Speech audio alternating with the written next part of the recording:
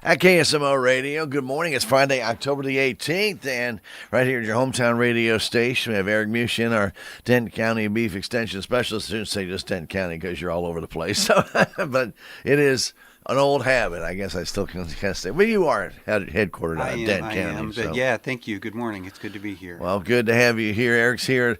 Not a normal extension day, but you're going to be in Columbia next week or I'll Jeff be in City? Columbia next week. I was in Jeff City this week. It's a busy time of the year for everyone, I think. Well, of course, we know that, and that's why we want to make sure we get our friends from the extension in to talk a little bit about some different things going on. Well, obviously, people do remember a lot of, extension goes on all year long. I know right now, here in October, it's been FFA. It's been 4-H month to get signed up. 4-H sign up. So yep. I want to make sure that everybody, if they are interested in the 4-H sign-ups, to please do that online. Or that is where you can do that. But if you have any questions, please call the extension. They can help you out at 729-3196.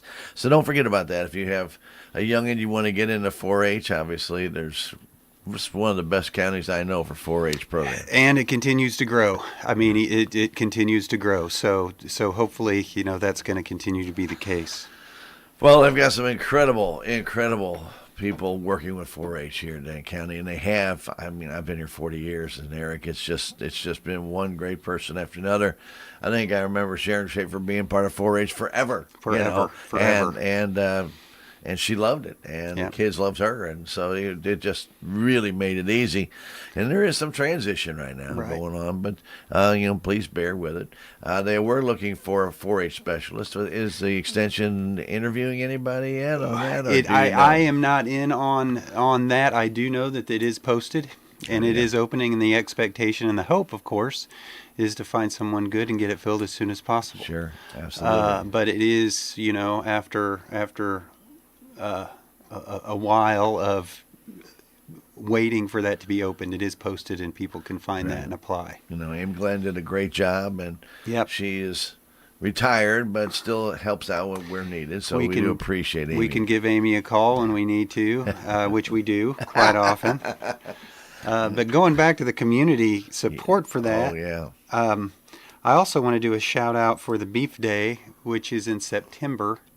We get great community support for that, Absolutely. And that took place the second week of September. Every year for the grade schoolers, we have the event out at the Commons, where the FFA is actually the main coordinator. Mm-hmm. The FFA kids get involved from top to bottom, and we get other speakers in there. But that's another event that's a good example of all the great community support we get here in Salem and Denton County. Right, that used to be for third graders, and then after COVID, they moved it to the fourth graders because the third graders couldn't go that way. That's right. It was a big decision had to be made. Do we miss a group of kids, or do we just make a small adjustment? And I think the agreement was just to make a small adjustment, make it fourth graders, and then we wouldn't miss a group of kids. Yeah. But when we have our FFA day in February, Eric, I think that comes out about 60% of the time. The kids absolutely, in the FFA chapter, absolutely love doing beef days. Yeah, they do. And it's always a great group of kids we couldn't do it without them. The setup, the actual coordination of the different grade school classes. And speaking of FFA, we just recently had the Education Day at WRDAC. Right. And we had 611 students pass through from, I think, 15 different schools. I'm not sure if I know the number of schools, but it was 611 students. And that's another great event that we have for the FFA kids every year. And we are very blessed in our area to have the WRDAC Farm where these kind of events can take place, because there's some areas of the state, they don't have anything like this. And if they want to go to something like this, they would have to travel long distances, and here we have it right on the Crawford Denton County line, basically. 19 miles away. Yeah, it's 19 miles away. It's a great resource. We had a cattlemen's meeting there a couple of weeks ago. A nice picnic by the spring, a tour of the farm. Gatlin Bunton is the coordinator out there, and he's always happy to have groups come out and tour the farm. So you're right. That is a good resource that we have right on our doorstep. Well, we need to pass on that the warm season grass program that was Yes. scheduled for next Friday has been canceled. That was going to be out at the Wardak Farm. Yes. Rachel Hopkins was in charge of that, and they had to cancel that. That was a warm season grass seed harvesting workshop. And anyone that's gotten into warm season grasses or has started to get into warm season grasses, there's been a lot of different programs promoting it. And one of the constraints of expanding that without the cost shares is Sure. the availability and price of seeds. Right. So if you've got a good stand, I mean, that was a great workshop to hold because it gives people the option to harvest their own seed. But I'm sure that they will get that on the calendar again as soon as they can. It's going to be seasonal, so it might be next year, but that's Right. going to be an issue in the future. And Rachel does a great job with those. Absolutely fantastic job. And, she's we talk with got her. a passion for it, for sure. Yeah, she's very knowledgeable, and I think we talked to Rachel again, I think near the end of the year. So definitely want to make sure that if you are interested in that, to keep an eye on the extension website. I'm sure it's going to pop back up, and you can do that, or call 729-3196 and ask if that's going to be rescheduled, if they know a date. I mean, maybe they know a date already, but it might be in the spring. But She can fill us in. Yeah. absolutely. Phil, go ahead. A couple of things that I've had on my sort of calendar and things that we've been working on quite a bit, agriculture, cattle production, and then of course extension. Everything is seasonal. But hay sampling is the top of our list right now. We want to remind people that if they've got, hay in the barn, it would be wise to sample it. Just the price of hay and the price of cattle. Mm-hmm. It makes sense to know what you're feeding. And we've got probes at the extension office. We can walk you through how to do the test and then how to interpret the test. And then set down with you if need be and come up with a supplemental feeding program. Cattle are just too expensive to not be thinking about proper nutrition. I mean, it's the first, step to good health, good reproduction, Right. et cetera, et cetera. So Yeah. it's a good year not to overlook that. Hay is expensive, cattle are expensive, so hay test, it's a cheap $20 to know what you're feeding your cattle. And I know in Denton County we had plenty of hay early in the year. That has not been the case lately. We haven't seen any rain in over 10 days. Exactly. And it looks like we're not going to see really much of anything for the next 5 to 7 days. Exactly. And then we've got little trickles of small percentage chances coming Yeah, in. that's right. And we thought we were going to cruise through the year, Yeah. to tell you the truth. But I think people need to prepare themselves again to feed more hay than they expected. Yeah. I mean, that's kind of a broken record after the last 2 years of drought. But I think we can see that people are probably going to end up feeding more hay than expected again.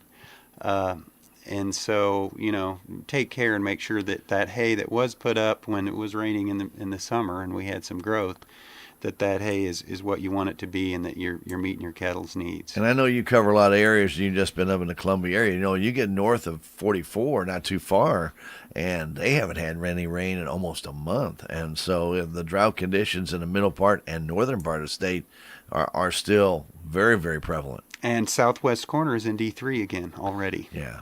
Doesn't take long. Doesn't take long. Yeah. But anyway, if you have hay and you definitely need to get it tested, make sure that you are getting the right nutrients into your cattle. I mean, it makes sense. It makes sense. And to get them through the winter too. People will have $4,000 worth of hay in a pile there in the barn, and they wince at spending $20 to find out how good it is. So it just it's kind of a no-brainer that we need to keep good track of the hay we're feeding. Another thing that we're talking a lot about, and this isn't an urgent need, sort of hay sampling. I consider it a little bit of a seasonal or timely or urgent need, but it's also time to think about heifer development and replacements and the bigger picture of the cattle cycle. Because everybody knows times are good in the cattle business, prices are high. Cull cows have been bringing pretty steady high prices. Feeder cattle are still high. There's been some fluctuation, but in general, it's been good times. Part of that is because that we're at record low levels in the cow herd. That always leads to cattle herd expansion. I think people need to make plans of how they're going to get the replacements, when they're going to get the replacements, where they're going to get the replacements. So this heifer development or buying in replacements is something that people need to be deliberate about. So I think that it's important that people think about that. It goes back to the hay we're feeding. I mean, are we taking good care of those girls we're keeping as replacements? Are we making sure that all of their health requirements are being met? Are we screening them for reproductive soundness? We recently had a workshop in Van Buren down in Carter County. And some of the guys that attended that talking about heifer development, the word they used was heartbreak. Because, you put a lot of effort into developing a set of heifers, and then a lot of them don't pan out. Right. And really what we want is to make sure that you're taking all the steps you can to make sure that you're setting those heifers up for success, which of course, is going to set you up for success in the coming years. So I just want to sort of plant that seed. It's the time in the cattle cycle where we have to be really deliberate about our replacements, and I'm always happy to discuss that with people if they want to. Yeah. And I can be reached, of course, at the Extension office, 573-729-3196. Yeah. You may not be there, but you will get back to somebody. Well, if you call and get Janet, leave a message, she will get your number to me, Right. and then you will end up getting my cell phone number, and we can talk anytime. Yeah. But unless you're on the road driving, unless between I'm on the here, road driving, me or Jeff's. Yeah, but the best thing to do is just reach out and then we can start the discussion, whatever your concerns are, because that's how it always starts. People just reach out with an issue, and we go from there. Yeah, we just had Daryl Skiles in from South Central Regional. He was talking about the market swing here about a month and a half ago where prices dipped, but now they're starting to rise again on the futures market. And so, if you are interested in that development of your heifers, you really need to be getting that considered now. And they continue to have good sales all around the area, and for replacement heifers, I'd be looking into them right now if I were you. Yep. Well, buying good replacements, with the emphasis on good, probably, or developing your own heifers. There's a lot to be said. There's a lot to be said for keeping the integrity of the quality of your herd just kind of by selecting from your own group. That's true. And every farm is different. Every farmer is different. Every producer is different. And then what works for that person on that farm is sometimes pretty specific. It's kind of dangerous sometimes to overgeneralize. So that's one reason why you can sometimes justify keeping your own heifers. So in your travels, you see a lot of individual farmers, ranchers who do things their specific way, and that's the way they want to do it. That's the way they want to do it. And then they're asking you for your input to make it better, and that's what your role is with the extension, is helping these people move forward. Well, and if at all possible. And I think that the issue is exactly that. There's never one answer to a question, and sometimes the extension likes to fall back on some sort of crutches. And of course there's some good informational basics that we need to cover, but it's really a process of brainstorming and trying to figure out what can work for people. And that's especially true with something as big a picture as, replacements, and whether you're buying replacements or developing replacements.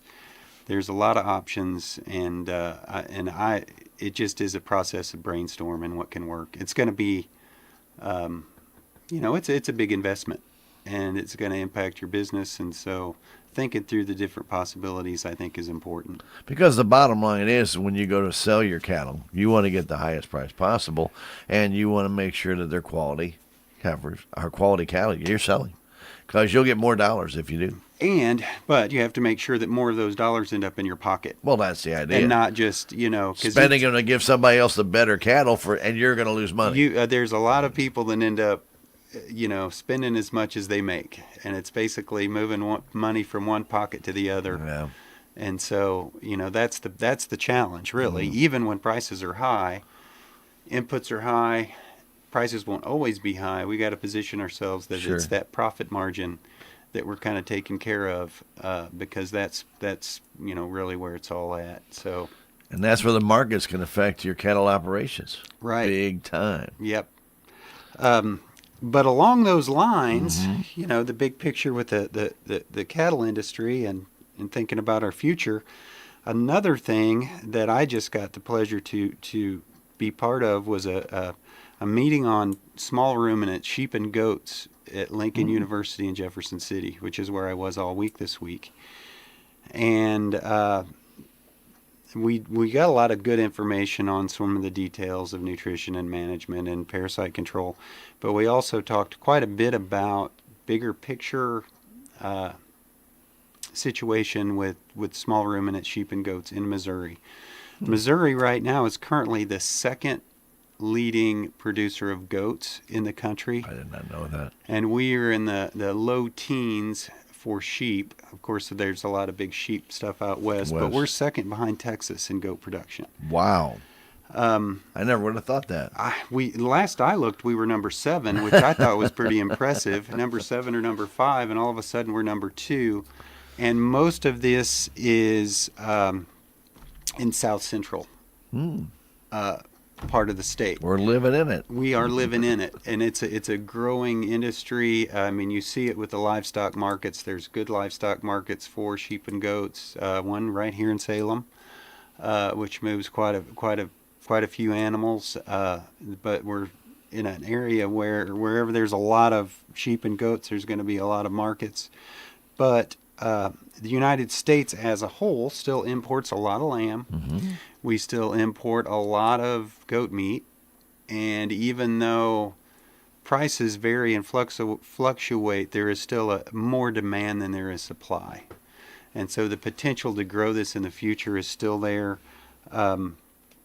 So there is a survey right now, and the challenge is to make producers successful, because statistically they're seeing that most producers that start or shift to it, they quit within 5 years. Okay. Just because it's hard to figure out, and it's not like cattle. People think their experience with cattle is going to translate into sheep and goats. That's not necessarily the case. Different animal. It's a whole different animal, literally. Yeah. And so the challenge is to try to make sure that we do have, we're setting our producers up to be successful.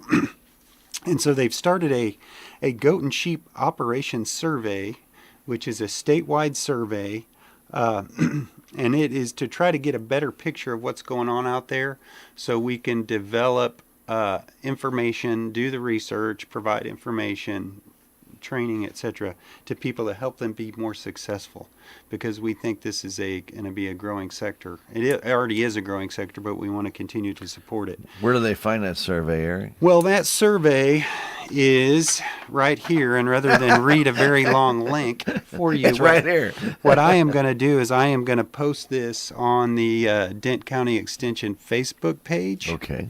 And I can also post it on the extension page, or you can call Janet at the office to get that information.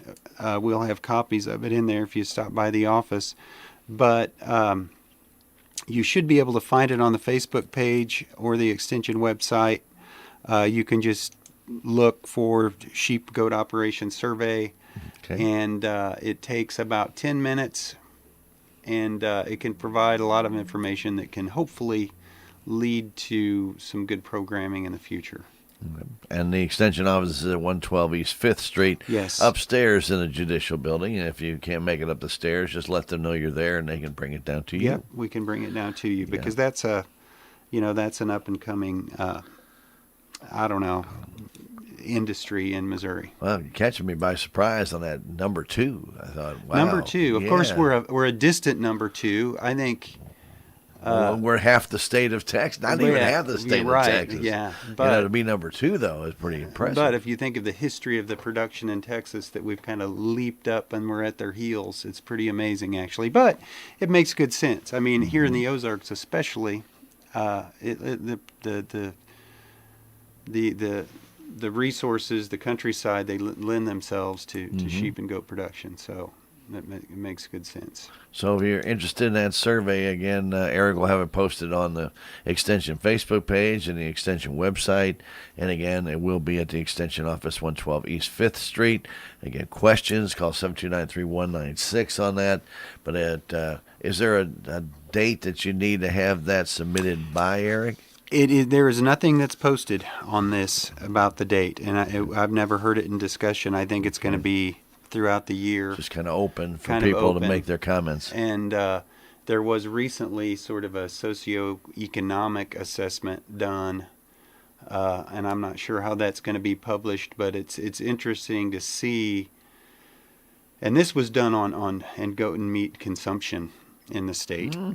And that has just been collected and it hasn't been analyzed yet. But looking at the consumption of goat meat and lamb, I'm a Gen Xer, and the baby boomers and the Gen Xers haven't really warmed up to it too much. But the younger generations are really warming up to it more, and it's more common that they're familiar with it and shopping for it and using it. So, which makes sense. And once they learn how to prepare it. Yeah. And at the expo every year, at the buyers' dinner, we've been preparing lamb and goat for the buyers' dinner, and it's outstanding. It is. They do a fantastic job making that available. Of course, then that's to help provide a market for the exhibitors that are exhibiting lamb and goat, which is growing every year as well. But it's a livestock that we need to make sure we're not overlooking in our state, because it's an important one. Well, it seems to be growing. If we've got up to number 2 in goat production, obviously people are looking at it as an industry. Right. So sure. If you're interested in that, again, give Eric a call, and he can help guide you in the right direction to get into that industry. And we will call it industry, like you said, number 2 in the state. Obviously, it's growing. Yep. A couple other things to mention. Dent Phelps Cattlemen have an event on November 7th. Brooke Miller is going to be talking about ag taxes. We're reaching the end of the year. Time to start thinking about taxes.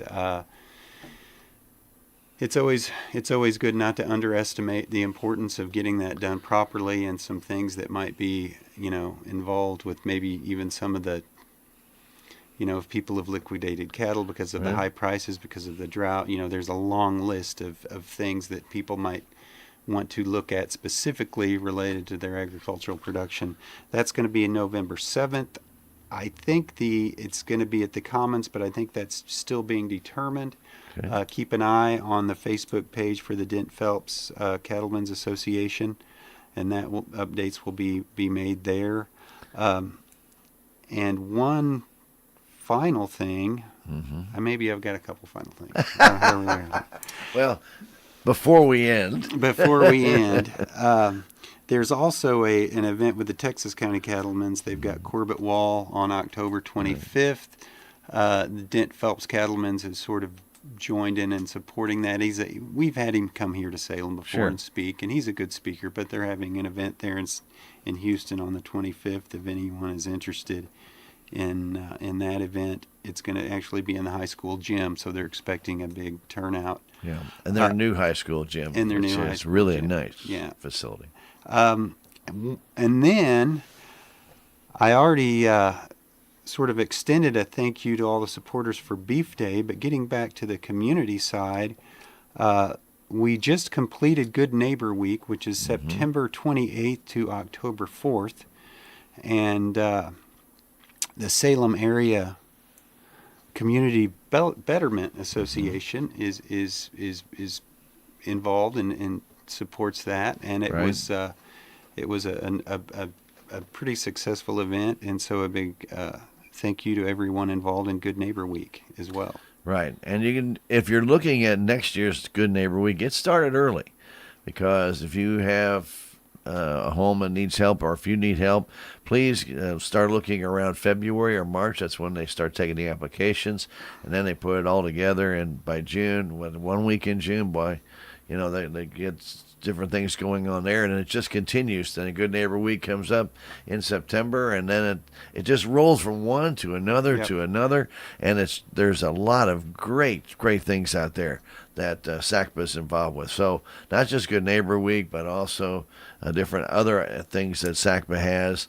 And I'm trying to take away from the extension here, but No, sure. but SACPA and the extension work hand in hand in a lot of these different things. And so do take a look at the SACPA website at SalemAreaCommunityBetterment.com and check that out. And they have something on there about Good Neighbor Week too, so you can find out so much more. Yeah. And it really is a wonderful thing, really fantastic. Well, and that's a good example.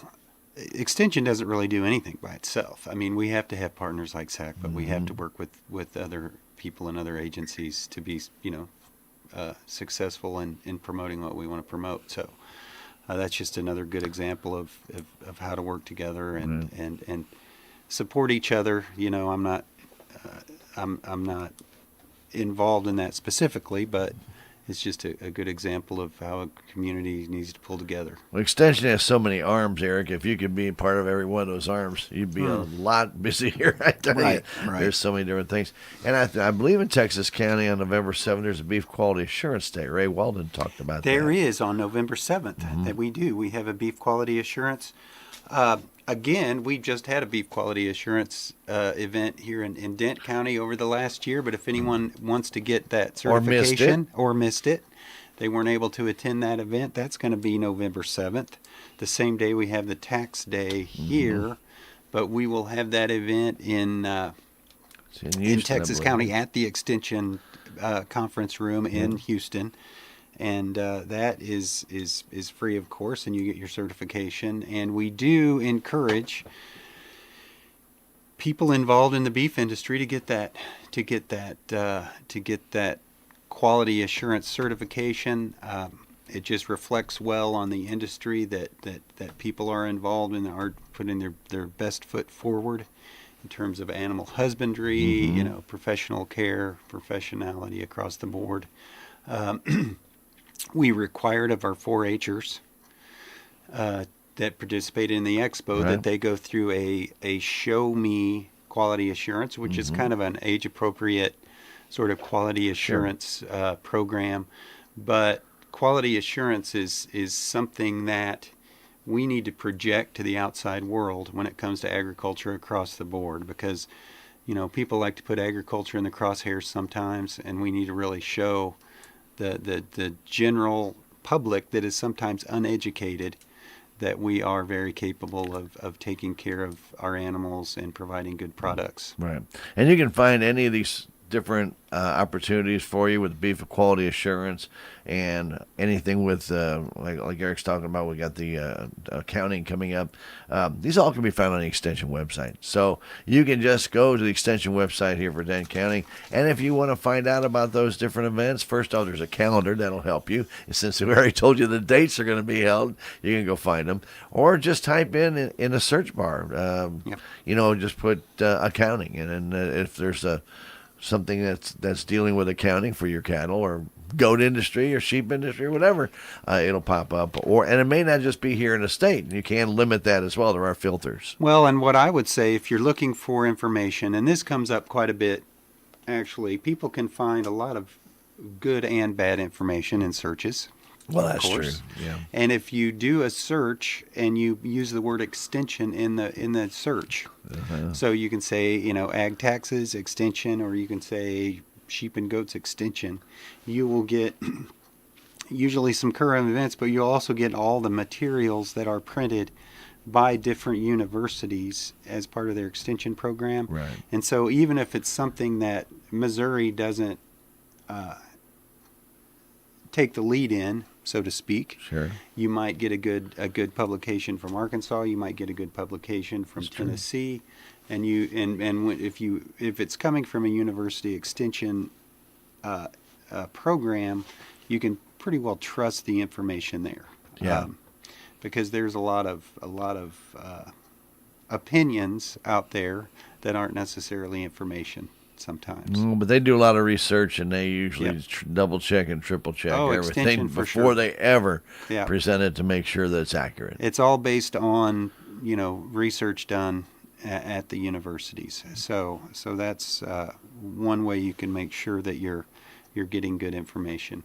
A good example, the different home remedies for worming goats. Mm-hmm.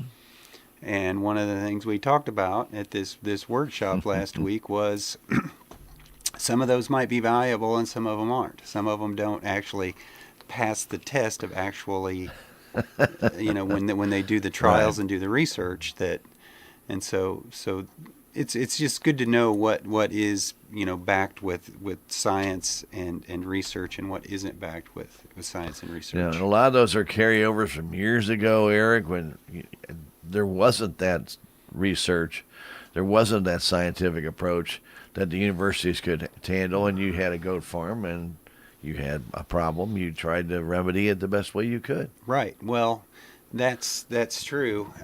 May not have worked. It may not have worked. And to be honest with you, that's another big issue, that the pharmaceuticals aren't working as good as they used to. And we're definitely seeing that in the sheep and goats, but we're starting to see it in the cattle. That's going to have to be a whole different radio show Oh because gosh, yes. that's a big one. But we're seeing resistance to even the sort of known, proven dewormers are starting to lose their effectiveness, which is just part of the nature of the beast, I guess. But so there's a long list of issues related to controlling parasites. Sheep and goat producers are sort of the front end of that because it's more acute with them. They've seen that development a lot quicker, but we're starting to see it in the cattle. So that's a concern. It's evolution. Evolution. They just try it. Those parasites just don't give up. They're Yep. going to keep fighting and fighting until they become either immune to that, or you have a whole different type of parasite that actually comes out of it and grows out of it with different chromosomes that it doesn't affect. And we're just basically going to have to move on. I Yeah. mean, we're going to have to move on and quit using some of those pharmaceutical crutches. There's going to be more demands on us as producers to use better management Sure. and not just quick fixes. And for decades, we had a pretty good quick fix for some of those parasites. But those days are kind of gone where that fix isn't quite what it used to be. Right. Well, and what the one commercial is, you can't just throw, antibiotics at a chicken farm and hope that everybody's going to be healthy. Right. That doesn't, just because they're already healthy, you throw antibiotics at them. Right. Why? Why would you do? I mean, but throwing just antibiotics pretty soon, it doesn't affect It anything. doesn't affect anything. And this does go back to our hay testing. I'll tie that back in when I get a chance. Because the best, Well, the first step to a good immune system is good nutrition. Right. And so, and that includes, immunity to parasites and the ability to deal with parasites. And with wormers, dewormers becoming less and less effective, we've got to make sure that our animals are getting good nutrition, have good immune systems, and make that part of our management strategy against parasite problems. First steps first, right? Yep. Good nutrition is Good going nutrition. to lead to a better cattle crop anyway. Anyway, Yeah. And so get that hay tested again. To get the hay tested, about how long do they have to wait to get that hay tested, Eric? Oh, it doesn't take long. We do not, at the university, hay tests aren't like the soil tests. Mm-hmm. We do handle the soil tests year-round, routinely. Bring your soil to us and we'll get it tested, get you the information you need.